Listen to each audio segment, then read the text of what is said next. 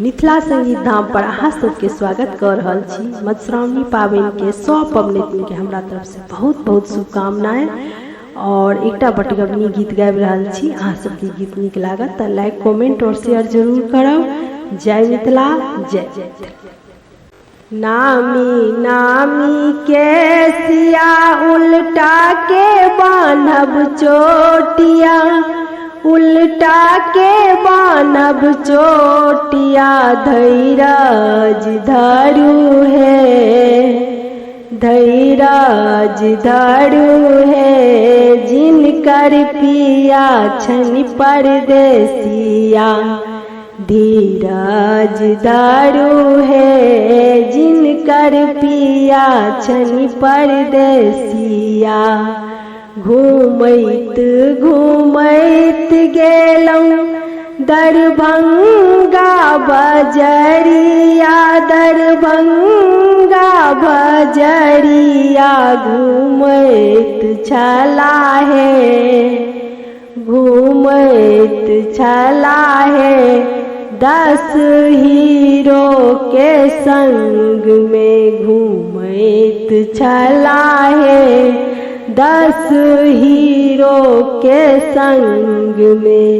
नामी नामी के सिया उल्टा के बान्हब चोटिया, उल्टा के बान्हब चोटिया, धैराज धरू है, जिनकर पिया छन परदेसिया, धैराज धरू है, जिनकर पिया छन परदेसिया।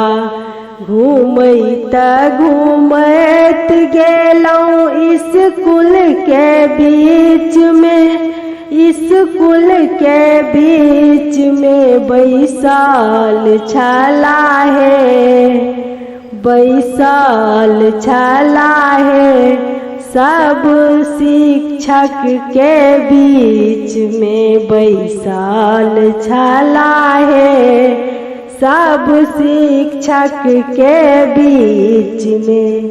नामी नामी के सिया उल्टा के बान्हब चोटिया, उल्टा के बान्हब चोटिया, धीरज धरू है, जिनकर पिया छन परदेसिया।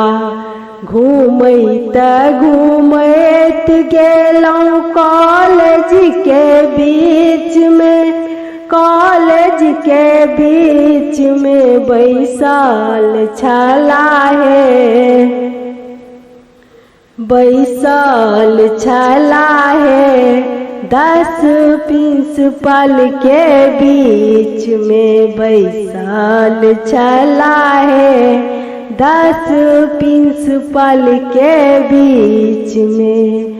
नामी नामी के सिया उल्टा के बान्हब चोटिया, उल्टा का बान्हब चोटिया, धैराज धरू है, जिनकर पिया छन परदेसिया, धैराज धरू है, जिनकर पिया छन परदेसिया। पूजा करा गेलौं मंदिर के बीच में, मंदिर के बीच में बैसाल छला है, बैसाल छला है, 10 पूजगिरी के बीच में बैसाल छला है, 10 पूजगिरी के बीच में। नामी नामी के सिया उल्टा के बान्हब चोटिया, उल्टा का बान्हब चोटिया, धैराज धरू है, धैराज धरू है, जिनकर पिया छन परदेसिया।